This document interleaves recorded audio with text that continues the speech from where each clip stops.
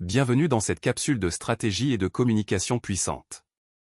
Aujourd'hui, on découvre comment réussir une négociation de Roger Fischer, un livre qui t'apprend à obtenir ce que tu veux, sans conflit, sans manipulation, juste avec l'intelligence et la méthode.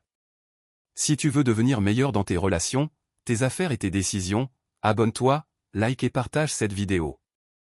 Voici 10 enseignements essentiels tirés du livre. 1. Sépare la personne du problème. Ne te bats pas contre l'autre. Règle la situation. Les attaques personnelles détruisent la négociation. 2. Concentre-toi sur les intérêts, pas sur les positions. Dire « je veux ça » n'explique rien. Comprendre pourquoi l'autre le veut t'ouvre des solutions gagnant-gagnant.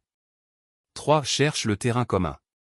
Vous n'êtes pas adversaire, vous êtes partenaire dans la résolution du même problème. 4. Générer plusieurs options avant de décider. Plus tu as d'idées sur la table, plus tu as de chances de trouver un accord intelligent. 5. Bâtis des solutions gagnant-gagnant. Une bonne négociation, ce n'est pas « je gagne, tu perds ». C'est donc gagne tous les deux.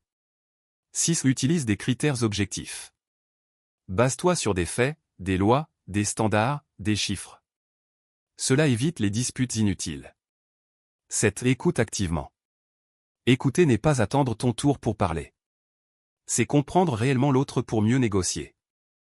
8. Reste calme et rationnel. Les émotions faussent les décisions. La maîtrise de soi te donne un avantage immense. 9. Développe ton BATNA, ta meilleure alternative. Si la négociation échoue, que fais-tu? Une bonne alternative te donne du pouvoir et de la tranquillité. 10. Vise l'accord durable, pas la victoire rapide. Un accord solide vaut mieux qu'une victoire courte qui crée des tensions. La bonne négociation construit des relations, pas des ennemis. La négociation n'est pas un combat. C'est un art.